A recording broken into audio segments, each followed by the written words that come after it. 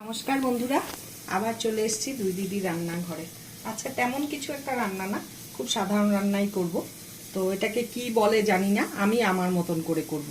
এই যে সজনা ফুল বেছে সুন্দর করে ধুয়ে রেখেছি, এটার মধ্যে কাঁচা লঙ্কা দুখানা দিয়ে রেখেছি কেটে, আর কেটেছি হলো গিয়ে একটা আলু এরকম ছোট ছোট করে ডুমডুম করে কেটেছি, আর একটা বেগুন। এই হলো। আর এই পোস্তটা 2 চামচ পোস্ত একটু শুকনো কড়াইতে ভেজে তারপরে গুঁড়ো করে রেখেছি, মানে পুরো প্লেন গুঁড়ো না, একটু দানা দানা থাকবে। আর লাগবে আমার এই রান্নাটা এই 1.5খানা শুকনা লঙ্কা আর কালো জিরা, নুন হলুদ যথারীতি, মিষ্টি এই লাগবে। তো কিভাবে করি আপনারা পাশে থাকুন, দেখতে থাকুন। তো কড়াই গরম হয়ে গেছে, এখন আমি কড়াইতে তেল দিব। আর এই সিজনে তো সজনে ফুল, সজনে, করলা এসব খুব খাওয়া দরকার, নিম পাতা খুবই দরকার। তেল পুরো গরম হয়ে গেছে, এই অবস্থায় আমি এখন বেগুনটাকে ভেজে দিব। প্রথম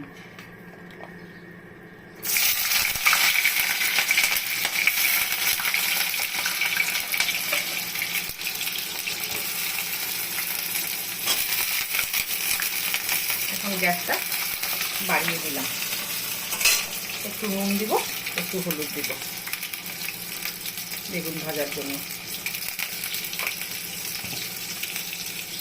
1 চিমটি নুন দিচ্ছি, দিয়ে সুন্দর করে বেগুনটাকে কড়া করে ভাজবো।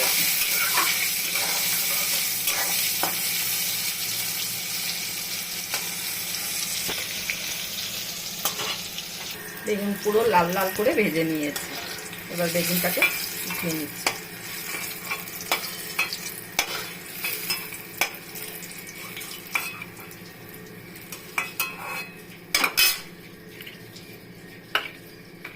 এবার ফোড়নে শুকনো লঙ্কা দিচ্ছি,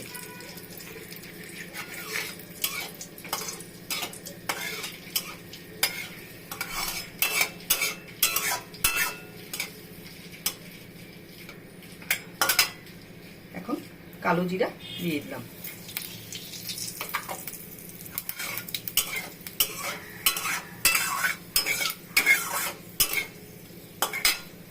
এই অবস্থায় এখন আমি আলুগুলো দিয়ে দেব।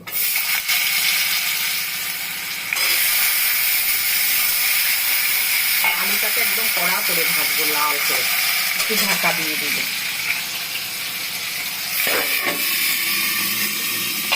আবার ফিরে আসছি, ঢাকনা যখন তুলবো তখন দেখাবো। এখন এই যে ঢাকনাটা তুলছি, আলু যেটা কতটুকু হয়েছে দেখার জন্য। হ্যাঁ, সিদ্ধ হয়ে গেছে। এখন আমি হলুদ দিব, একটু হলুদ দিলাম,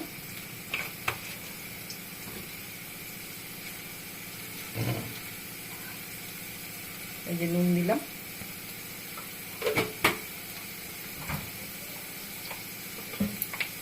একটু কাশ্মীরি লঙ্কার গুঁড়ো দিলাম,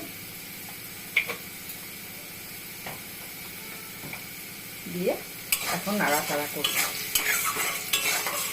একটু নাড়াচাড়া করবো, তাহলে হলুদের একটা গন্ধ করবো। তারপরে আলুটা খুব ভালো করে ভেজে নিয়েছি। এবার আমি এই অবস্থা সজনে ফুলটাকে দিয়ে দিব, এই লঙ্কা সমেত দিয়ে দিব।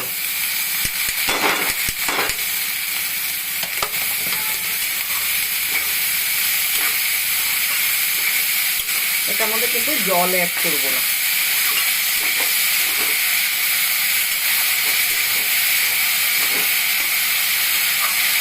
দেখে মনে হয় অনেক, কিন্তু যখন রান্না করা হয় সজনে ফুল বা শাক খুব তাড়াতাড়ি একদম কমে যায়, এটা তো আরও কমে যাবে।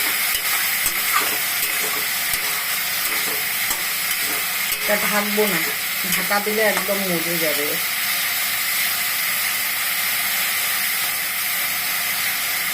যেহেতু আলু সেদ্ধ হয়ে গেছে, ঢাকা দেওয়ার দরকার নেই। এখন একটু সময় নাড়াচাড়া করবো, পুরো ফুল অ্যান্ড ফাইনাল যখন হবে তখন দেখাচ্ছি আমি।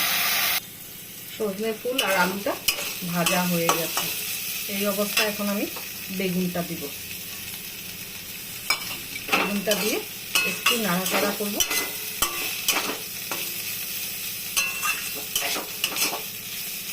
করে এর মধ্যে মিষ্টি দিব, এই 1 চামচ মিষ্টি দিলাম, চিনি দিয়ে এবার সুন্দর করে এইভাবে ঢেকে দিব। মিষ্টিটা গলবে, তাহলে চিনিটা পরে নাড়া দিব।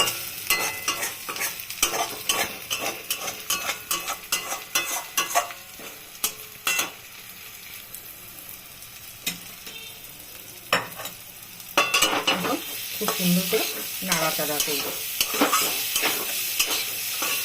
এই অবস্থা গ্যাসটা বাড়িয়ে দিব। এটা সজনে ফুলের ঘন্টই বলুন আর ভাজাই বলুন, যে যেই নামে পরিচিত, আমি এটার কোনো নাম জানি না, আমি এইভাবে মনের ইচ্ছা করি।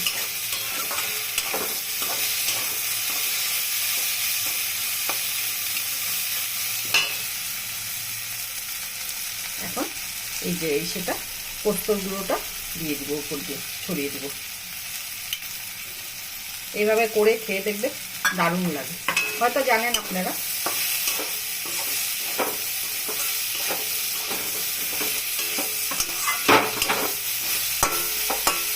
একটু নাড়াচাড়া করবো এখন, যা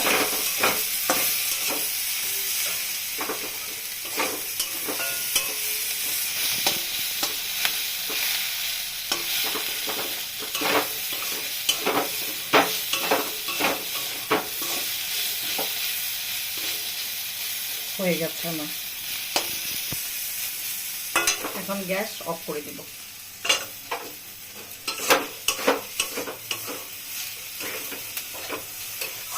পোস্তটা ভেজে দিয়েছি না, তার জন্য এখানে তেলে পড়া করে এগুলোর মধ্যে মিশে গিয়ে একটা দারুণ গন্ধ হচ্ছে। সজনে ফুলের গন্ধ প্লাস হলো গিয়ে পোস্তর গন্ধ, কালো জিরা, শুকনো লঙ্কা, সব সুন্দর একটা গন্ধ হচ্ছে। কতটা হয়ে গেল, ঠিক একটু হয়ে গেল। এইভাবে করে খেয়ে দেখবেন, দারুণ লাগে। একদম 1 থালা ভাত খাওয়া হয়ে যাবে। যারা তেতো পছন্দ করে, আর যারা পছন্দ করে না তাদের ভালো লাগবে না।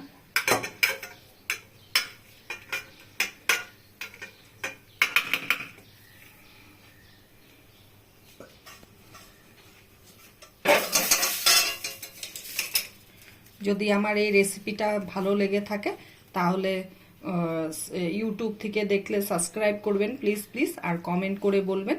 আর ফেসবুক থেকে দেখলে পরে ইসে করবেন, কি বলে, লাইক করবেন, কমেন্ট করবেন, আর অবশ্যই ভালো লাগলে শেয়ার করবেন। তো আজকের জন্য ভিডিওটা রাখছি। তো আগামীকাল আবার দেখা হবে নিত্য নতুন ভিডিও নিয়ে। তো টাটা।